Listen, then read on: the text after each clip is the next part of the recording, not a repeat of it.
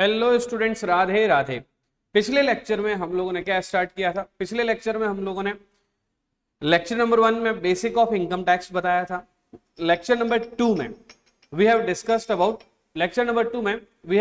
About chapters to be discussed, कौन कौन सा उसका सिलेबस वगैरह रहेगा, वो सब चीजें डिस्कस करके हमने स्टार्ट किया था इनकम टैक्स होता क्या है, what is income, what is tax. उसके बाद हमने चैप्टर नंबर 1 स्टार्ट किया था, दैट इज रेजिडेंशियल स्टेटस, जिसमें मैंने फर्स्ट लेक्चर में आपको बताया कि असेसमेंट ईयर क्या होता है, प्रीवियस ईयर क्या होता है। बेसिक्स बताने के बाद रेजिडेंशियल स्टेटस ऑफ इंडिविजुअल पे बात करी। उसके बाद में नेक्स्ट लेक्चर में हमने residential of status of individual के बेसिक कंडीशन नंबर 2 की एक्सेप्शन की बातें करी और उससे रिलेटेड हमने 7-8 क्वेश्चंस किए। अगर आपने वो सब लेक्चर्स नहीं देखे हैं तो पहले इसी से रिलेटेड जो मेरे चैनल पे प्लेलिस्ट बन रखी है उस प्लेलिस्ट में जाओ, पूरे लेक्चर्स देखो और फिर अगला लेक्चर स्टार्ट करो। तो भाई साहब, अगला टॉपिक क्या है? Residential status of HUF। Now what is the meaning of residential status of HUF, that is Hindu undivided family. तो पहले उसके लिए आपको समझना होगा कि हिंदू अनडिवाइडेड फैमिली होता क्या है। भाई साहब, हिंदू अनडिवाइडेड फैमिली का मतलब होता है एक ऐसी हिंदू फैमिली जो मिल बांट कर साथ में रह रही है और काम कर रही है और उनका बिजनेस भी साथ ही चल रहा है। हिंदू अनडिवाइडेड फैमिली वैसे तो एक कस्टमरी कॉन्सेप्ट है, लेकिन as far as business is concern, तो बिजनेस की बात करें तो HUF बेसिकली बिजनेस एंटिटी भी होती है, एक तरह की business entity. Yes, it is a kind of business entity. तो अगर हिंदू अनडिवाइडेड फैमिली की बात करें तो हिंदू अनडिवाइडेड फैमिली वर्ड आया कहां से? ये वर्ड आया हिंदूज लॉ से। अब हिंदूज लॉ क्या होता है पहले उसको भी समझिए। भारत में 2 तरह के पर्सनल लॉ चलते हैं, एक हिंदू लॉ, एक मुस्लिम लॉ। हिंदू लॉ हिंदू, जैन, सिख, बौद्ध और सिंधी, इस तरह से हिंदू धर्म की जो दूसरी शाखाएं हैं उनके ऊपर हिंदू लॉ एप्लीकेबल होते हैं। मुस्लिम समाज पर मोमेडियन लॉ एप्लीकेबल होता है। ये दोनों पर्सनल लॉ है, इनके अपने रीति रिवाजों के आधार पर बनाए गए ये 2 कानून हैं। हिंदू अनडिवाइडेड फैमिली जो टॉपिक है ये हिंदूज लॉ का टॉपिक है।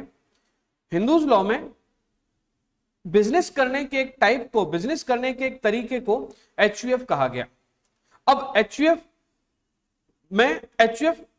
घर में रहने का तरीका भी है।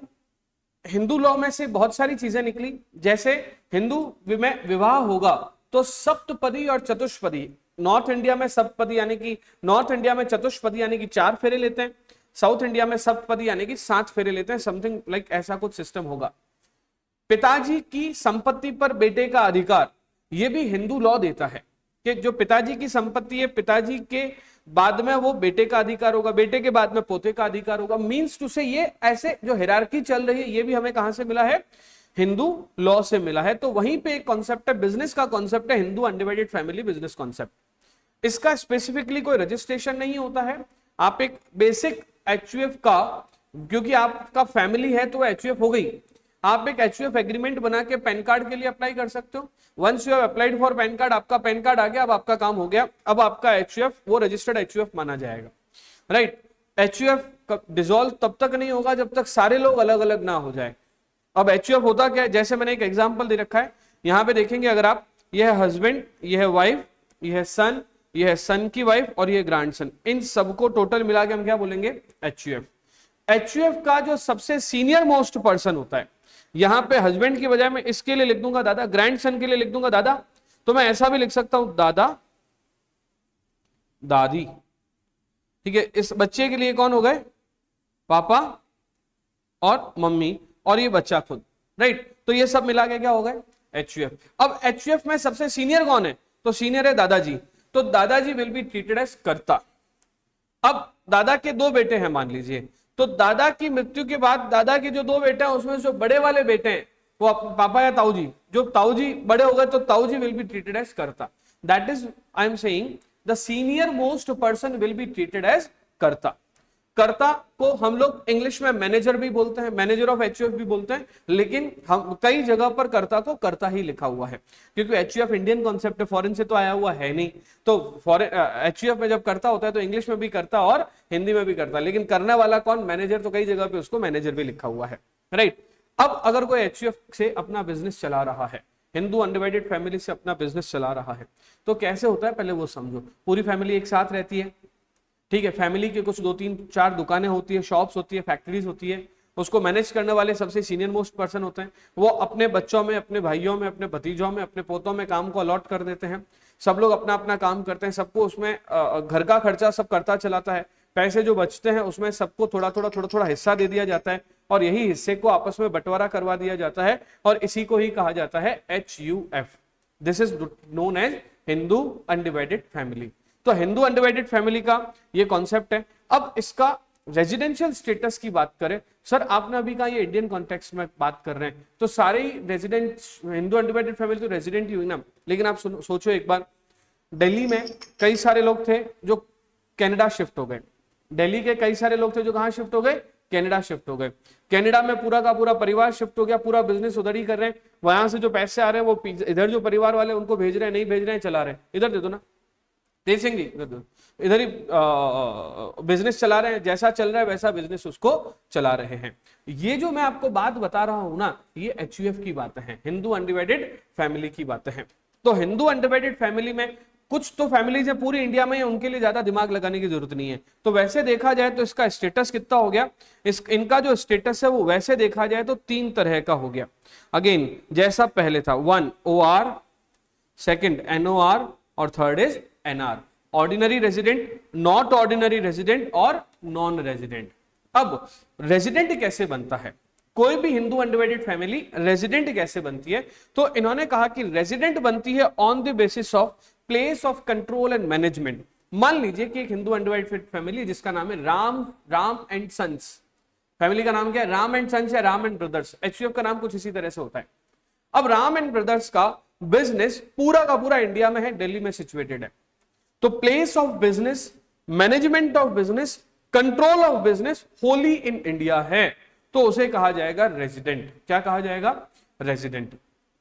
अगर पार्टली इंडिया में और पार्टली आउटसाइड इंडिया है तो भी उसे कहा जाएगा रेजिडेंट, लेकिन अगर पूरी तरह से आउटसाइड इंडिया में है तो उसे कहा जाएगा नॉन रेजिडेंट। यानी कि पहले सुनो मेरी बात, 2 बार रेजिडेंट बोला, अगर इंडिया में पूरा बिजनेस इंडिया में है और दूसरा पार्टली इंडिया और पार्टली आउटसाइड इंडिया बिजनेस का मैनेजमेंट और कंट्रोल है, तो क्या बोला, रेजिडेंट, अदरवाइज क्या बोला, नॉन रेजिडेंट। अब रेजिडेंट 2 तरह के होते हैं, पहला ऑर्डिनरी रेजिडेंट, दूसरा नॉट ऑर्डिनरी रेजिडेंट। अब ऑर्डिनरी रेजिडेंट क्या होता है कि इफ करता सेटिस्फाई बोथ एडिशनल कंडीशन, तो उसे हम लोग क्या बोल देंगे, OR। और इफ करता does not satisfy any of additional condition, तो उसे हम बोल देंगे NOR। सर अब आप क्या बात कर रहे हो, कंफ्यूजन हो गया, तो भैया मेरी बात सुनो, पहले तो HUF का स्टेटस पता लगाएंगे, रेजिडेंट है कि नहीं है। रेजिडेंट है कि नहीं है कैसे पता लगाएंगे, बिजनेस का मैनेजमेंट और कंट्रोल कहां है, अगर बिजनेस का मैनेजमेंट और कंट्रोल इंडिया में है तो वो रेजिडेंट हो गई, वो HUF क्या हो गई, रेजिडेंट। और बिजनेस का मैनेजमेंट और कंट्रोल आउटसाइड इंडिया है तो वो नॉन रेजिडेंट हो गई। बात समझ में आ गई। अब क्योंकि रेजिडेंट है तो या तो ऑर्डिनरी होगी या तो नॉट ऑर्डिनरी होगी। ऑर्डिनरी और नॉट ऑर्डिनरी का जो डिफरेंशिएशन है वो किया जाता है कर्ता की सिचुएशन पे। अगर कर्ता मतलब कौन, मैनेजर, जो सीनियर मोस्ट पर्सन है, वो अगर दोनों एडिशनल कंडीशन सेटिस्फाई कर रहा है, अगर कर्ता क्या कर रहा है, दोनों एडिशनल कंडीशन सेटिस्फाई कर रहा है, तो क्या मान लिया जाएगा, अगर कर्ता दोनों एडिशनल कंडीशन सेटिस्फाई कर रहा है तो ये मान लिया जाएगा कि HUF OR है। सर आप कह रहे हो कि कर्ता सिचुएशन को समझाओ, कर्ता क्या कर रहा है, सेटिस्फाई कर रहा है दोनों एडिशनल कंडीशन, स्टेटस बदल रहा है HUF का। On the basis of satisfaction of condition of karta, the situation of HUF, residential status of HUF will be changes. Means to say, अगर कर्ता ने 7 साल में 730 दिन, 10 साल में 2 साल वाली दोनों एडिशनल कंडीशन को पूरा कर लिया तो उस कर्ता की जो HUF है वो OR बन जाएगी। अगर कर्ता ने दोनों में से एक भी एडिशनल कंडीशन को पूरा नहीं किया तो कर्ता की जो HUF है वो नॉन ऑर्डिनरी रेजिडेंट बन जाएगी। Okay sir, you are saying that कि स्टेटस तो 3 तरह का ही है, OR, NOR, NR, लेकिन पहले R बनेगी on the basis of place of management, place of control and management. अगर प्लेस ऑफ मैनेजमेंट और कंट्रोल है इंडिया में तो रेजिडेंट बन गई। सर इसको एक बार कहीं पे लिखा हुआ अच्छे से बताओ, तो आइए मैं आपको समझाता हूं इधर से।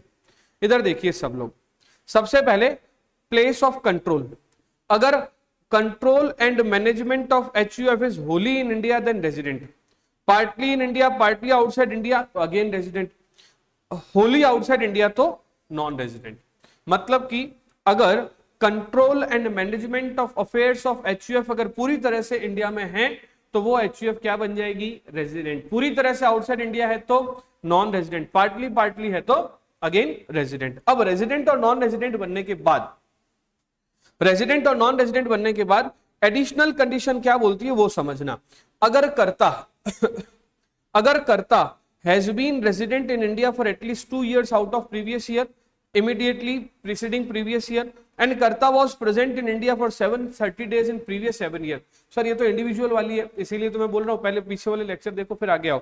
तो अगर कर्ता और मैनेजर जो है वो दोनों कंडीशन सेटिस्फाई नहीं करता तो NOR बन जाएगा, और अगर दोनों में से एक भी कंडीशन सेटिस्फाई कर, दोनों कंडीशन सेटिस्फाई करता है तो OR बन जाएगा।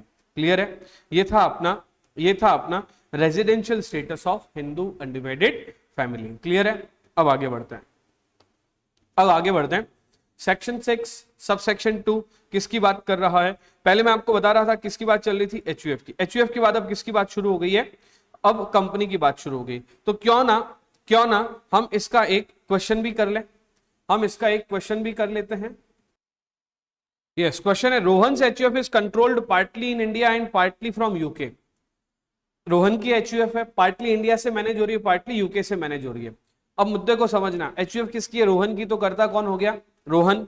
कहां से कंट्रोल हो रही है, पार्टली इंडिया से और पार्टली यूके से। क्वेश्चन आगे बोल रहा है रोहन ने दोनों एडिशनल कंडीशन सेटिस्फाई कर ली है, रेजिडेंशियल स्टेटस ऑफ HUF बताओ। स्वाभाविक सी बात है साहब, क्योंकि रोहन की HUF कंट्रोल कहां से हो रही है, पार्टली इंडिया और पार्टली आउटसाइड इंडिया। इसका मतलब जो रोहन की HUF है वो क्या बन गई, एक सेकेंड, जो रोहन की HUF वो क्या बन गई, रेजिडेंट। रेजिडेंट क्यों बन गई, क्योंकि पार्टली इंडिया और पार्टली आउटसाइड इंडिया है। तो जब भी कोई HUF पार्टली कंट्रोल हो रही हो, तो उसे क्या कहा जाता है, जब भी कोई HUF पार्टली कंट्रोल हो रही हो तो उसे कहा जाता है कि वो रेजिडेंट है। अब रेजिडेंट तो हो गई, अब रेजिडेंट के बाद OR है या NOR है, ये बात डिसाइड होगी कि रोहन ने दोनों एडिशनल कंडीशन सेटिस्फाई करी है या एक एडिशनल कंडीशन सेटिस्फाई करी है कि एक भी नहीं करी है। क्वेश्चन खुद कह रहा है कि रोहन ने दोनों कंडीशन सेटिस्फाई कर दी है, तो इसलिए वो क्या बन जाएगी, ऑर्डिनरी रेजिडेंट। तो इसका आंसर कैसे लिखेंगे, as Rohan's HUF is partly controlled from India, hence it is treated as, क्योंकि रोहन की HUF partly controlled from India, hence it is treated as resident। And आगे की लाइन में क्या लिखेंगे, एंड रोहन बीइंग कर्ता, रोहन जो कि कौन है, कर्ता, सेटिस्फाइड बोथ एडिशनल कंडीशंस, तो इस वजह से बोथ एडिशनल कंडीशंस, तो इस वजह से क्या बन गया, तो इस वजह से बन गई OR। तो हम क्या बोलेंगे इसको, ROR, Rohan's HUF is resident but ordinary resident. ठीक है, एक और क्वेश्चन HUF का कर लेते हैं। HUF का अगला क्वेश्चन कहता है मिस्टर DK इज कर्ता of family who satisfied both the additional condition. Question जब ऐसे शुरू होगा ना तो आपको लगेगा कि यार जब कर्ता ने दोनों ही एडिशनल कंडीशन सेटिस्फाई कर दी है, मतलब ये हो गया ना कि OR ही बनेगा। ना, ऐसा नहीं है। अगर कर्ता ने दोनों एडिशनल कंडीशन सेटिस्फाई कर ली है तो बाद की बात है भैया, पहले तो ये देखना पड़ेगा कि कंट्रोल फ्रॉम कहां से। तो इसने बोला कि कंट्रोल्ड फ्रॉम USA, तो भैया मैं कह सकता हूं कि फुल्ली कंट्रोल फ्रॉम USA, मतलब इंडिया में उसका कोई लेना देना नहीं है। जब इंडिया से वो कंट्रोल ना हो, तो उसे कहा जाएगा नॉन रेजिडेंट। तो हमें सीधा क्या लिखना है, समझना बात को, आंसर को लिख रहा हूं मैं, as mister DK's HUF direct लिख देता हूं, मिस्टर क्यों लिखो भैया, DK's HUF DK's HUF is not controlled from India, hence it is non resident. इसको क्या मान लिया जाएगा? Hence it is non resident, क्योंकि डीके की एचयूएफ इंडिया से कंट्रोल नहीं हो रही है, इंडिया से कंट्रोल नहीं हो रही है, तो इसे क्या मान लिया जाएगा? Non resident. बात हो गई खत्म, बात हो गई खत्म। सीधी सी बात है, बिना बकवास की बात है कि बिना बकवास की बात है कि अगर मान लीजिए कि कर्ता की सिचुएशन तो बाद में देखनी होती है, अगर आउटसाइड इंडिया ही कंट्रोल हो रहा है तो उसे हम लोग क्या बोलेंगे? नॉन रेजिडेंट ही बोलेंगे। क्या बोलेंगे उसको? Non resident, non resident. ठीक है, अब हम अपनी बात को स्टार्ट कर रहे हैं। 6.2 देखो, अभी तक हमने क्या क्या पढ़ा? सबसे पहले लेक्चर में हमने पढ़ा रेजिडेंशियल स्टेटस ऑफ इंडिविजुअल, उसके बाद में हमने पढ़ा रेजिडेंशियल स्टेटस ऑफ एचयूएफ। इससे रिलेटेड हमने 2 क्वेश्चन भी किए। अगला टॉपिक हमारा आता है रेजिडेंशियल स्टेटस ऑफ फर्म और association of person and all other entities except companies, क्योंकि कंपनी का स्टेटस हमें अलग से पढ़ना है। तो अभी हम लोग किसका पढ़ रहे हैं? फर्म का और एसोसिएशन ऑफ पर्सन का एंड और अदर एंटिटी अगर कोई है तो। राइट, तो स्टार्ट करते हैं। पहली बात, ये स्टेटस 2 तरह के होता है, यानी कि या तो होगा रेजिडेंट या तो होगा नॉन रेजिडेंट। यहां पे ओआर एनओआर जैसी कोई चीज नहीं है, चाहे वो फर्म हो, चाहे एओपी हो, चाहे बीओआई हो, चाहे आर्टिफिशियल जुडिशियल पर्सन हो। पर्सन की डेफिनेशन में हमने 7 लोग पढ़े थे, individual, HUF, firm, AOP, BOI. तो इसमें अगर आपका place of control Holi in India है तो एचयूएफ क्या बन जाएगी? Resident. Place of control Holi outside India है तो क्या बन जाएगी? Non resident. Place of control partly in India और पार्टली आउटसाइड इंडिया तो क्या बन जाएगी? रेजिडेंट। बात खत्म, बात खत्म। इतनी सी छोटी सी बात है और ये टॉपिक हो जाता है खत्म। अगला टॉपिक हमारा किसका आता है? कंपनी का। अगला टॉपिक हमारा किसका आता है? कंपनी का। अब आपसे मैं पूछूं भैया कि बताओ कि कंपनी कितने तरह की होती है? आपसे मैं पूछूं कि बताओ कंपनी कितने तरह की होती है? तो अभी सारे कंपनी लॉ के एक्सपर्ट फर्स्ट ग्रुप में कंपनी लॉ पढ़ने के बाद में बोलेंगे sir private company, public company, OPC, है ना। उसके बाद वो बोलेंगे क्या? होल्डिंग कंपनी, सब्सिडरी कंपनी, है ना, इंडियन कंपनी, ये कंपनी, वो कंपनी। अरे भैया नहीं नहीं नहीं, इनकम टैक्स में कंपनी के 2 ही टाइप है। इनकम टैक्स में कंपनी के कितने टाइप हैं? 2। पहली कौन सी कंपनी? Indian company. और दूसरी कौन सी कंपनी? Foreign company. बात खत्म, सीधी बात, नो बकवास। 2 ही तरह की कंपनी है, इंडियन कंपनी और फॉरेन कंपनी। और सुनो, रेजिडेंशियल स्टेटस में कंपनी के स्टेटस भी 2 ही हैं। पहला रेजिडेंट, पहला कौन सा? रेजिडेंट, और दूसरा कौन सा? Non resident. भाई साहब 2 ही स्टेटस हैं, पहला कौन सा? रेजिडेंट, और दूसरा कौन सा? Non resident. अब सुनो, इंडियन कंपनी के लिए इन्होंने कहा कि इट इज ऑलवेज रेजिडेंट।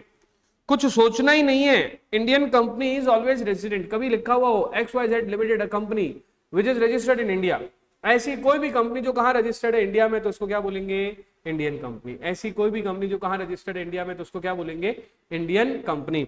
और इंडियन कंपनी को इन्होंने क्या बोला? Indian company is always resident. As far as foreign company is concern, तो इसमें 2 इन्होंने बातें बोल दी। इन्होंने कहा कि अगर उस कंपनी का प्लेस ऑफ इफेक्टिव मैनेजमेंट, फिर से रिपीट कर रहा हूं, प्लेस ऑफ इफेक्टिव मैनेजमेंट, इसको शॉर्ट में हम बोलेंगे POEM। अगर फॉरेन कंपनी का place of effective management in India हो तो फॉरेन कंपनी को भी हम लोग क्या बोल देंगे? रेसिडेंट। क्या बोल देंगे? रेसिडेंट। लेकिन अगर फॉरेन कंपनी का place of effective management outside India हो, कहां हो? आउटसाइड इंडिया, तो इसे हम लोग क्या बोलेंगे? Non resident. Non resident. Sir ये तो बड़ा इजी है। हाँ, क्योंकि बताओ देखो, कंपनी कितने तरह की होगी? 2 तरह की। कौन सी? Indian company, foreign company. Indian company always resident, foreign company की 2 बातें होगी, place of effective management India हो तो resident, place of effective management outside India हो तो नॉन रेजिडेंट। सीधी बात, नो बकवास, बात खत्म। सीधी बात, नो बकवास, बात खत्म। कंपनी के केस में इतना छोटा सा ही मामला है, लेकिन मॉड्यूल में प्लेस ऑफ इफेक्टिव मैनेजमेंट को बड़ा लंबा चौड़ा समझाया गया है। प्लेस ऑफ इफेक्टिव मैनेजमेंट ये होता है, वो होता है। भैया जब एमसीक्यू थे ना तब तो कभी पूछा ही नहीं, लेकिन अगर क्योंकि सब्जेक्टिव पेपर आ गया है आप लोगों का, हो सकता है कि ये पूछ ले कि प्लेस ऑफ इफेक्टिव मैनेजमेंट क्या है, एक्सप्लेन करो, बट मुझे नहीं लगता कि ये पूछा जाएगा एक्सप्लेन करो। इनकम टैक्स में इतने सारे टॉपिक पड़े, कहां से इसको पूछेंगे वो एक्सप्लेन करने का। पूछ लेंगे तो जवाब दे देंगे, इसीलिए मैंने यहाँ पे थोड़ा सा प्लेस ऑफ इफेक्टिव मैनेजमेंट को आप लोगों के लिए यहाँ पर जमा के लिख दिया है। नोट्स पूरी तरह से आपको मिल जाएंगे, प्लेस ऑफ इफेक्टिव मैनेजमेंट इसमें अच्छे से दे भी रखा है। मैं थोड़ा सा आपको इसमें एक्सप्लेन करके बता देता हूं। उससे पहले मैं आपको बता देता हूं कि कंपनी, अगर कंपनी दो तरह की होती है, अगर कंपनी कहां की है, इंडिया की है, कंपनी कहां की है, इंडिया की है, तो इंडियन कंपनी होगी। Indian company is always resident. क्या बोला यहां पे, देखो नीचे लिख रखा है Indian company is always resident. लेकिन अगर फॉरेन कंपनी है और फॉरेन कंपनी में अगर प्लेस ऑफ इफेक्टिव मैनेजमेंट अगर उसका इंडिया में है तो क्या बोलेंगे, resident. Place of effective management outside India है तो उसको क्या बोलेंगे, नॉन रेजिडेंट। ठीक है, तो प्लेस ऑफ इफेक्टिव मैनेजमेंट क्या होता है, जैसे व्यक्ति का की मैनेजमेंट कहां है, सॉरी कंपनी का की मैनेजमेंट कहां है, कंपनी का हेड ब्रेन कहां से मैनेज हो रहा है, कंपनी के बोर्ड ऑफ डायरेक्टर कहां बैठे हैं, कंपनी के मैनेजमेंट की सिचुएशन क्या है, कहां से मैनेज कर रही है, उसको प्लेस ऑफ इफेक्टिव मैनेजमेंट कहते हैं। मैनेजमेंट तो दो चार जगह से हो सकता है, कंपनी मैनेज हो रही है कनाडा से भी और इंडिया से भी, लेकिन इफेक्टिवली कहां से मैनेज हो रही है वो हमें समझना होगा। यहां पर जैसे रेजिडेंशियल स्टेटस हर साल में चेंज हो सकता है व्यक्ति का, वैसे ही प्लेस ऑफ इफेक्टिव मैनेजमेंट भी हर साल चेंज हो सकता है। मान लीजिए कि इस बार बोर्ड ऑफ डायरेक्टर ने सोच लिया कि पूरा इंडिया से ही मैनेज करेंगे, सारी मीटिंग्स वगैरह सब इंडिया से हो रही है, मैनेजमेंट सारा इंडिया से हो रहा है, कंट्रोल सारा इंडिया से हो रहा है, बैंकिंग सारी इंडिया से हो रही है, तो उसे कहा जाएगा पीओएम फ्रॉम इंडिया। अगले साल उन्होंने सोच लिया कि नहीं यार इस बार कनाडा से मैनेज करेंगे क्योंकि ज्यादा प्रोडक्शन कनाडा में है, ज्यादा मार्केटिंग कनाडा में हो रही है, तो बोर्ड ऑफ डायरेक्टर शिफ्ट हो गए कहां पे, मैनेजमेंट सारा शिफ्ट हो गया कहां पे, कनाडा, तो पीओएम शिफ्ट हो गया कहां पे, कनाडा। तो place of effective management word का मतलब होता है the place from where company is managing, और वो एक ही होगा, वो एक से ज्यादा नहीं हो सकता है। अगर एक से ज्यादा है तो ज्यादा अच्छा कहां है वो देखना पड़ेगा। This is what I am saying. तो with this I conclude company का रेजिडेंशियल स्टेटस, दो तरह की कंपनी के स्टेटस होते हैं, resident non resident. Company resident कब होती है, जब वो इंडियन कंपनी हो, उसे रेजिडेंट ही कहेंगे। कंपनी अगर फॉरेन कंपनी है तो देखना पड़ेगा कि उसका पीओएम कहाँ है, पीओईएम अगर इंडिया में है तो उसको रेजिडेंट कहेंगे, पीओईएम आउटसाइड इंडिया है तो उसे नॉन रेजिडेंट कहेंगे। Thank you so much. अभी तक के लेक्चर में हमने पढ़ लिया है सारा रेजिडेंशियल स्टेटस। अब हम पढ़ना स्टार्ट करेंगे रेजिडेंशियल स्टेटस के बाद में हम पढ़ना स्टार्ट करेंगे, आप देखेंगे आगे टॉपिक आएगा इनकम।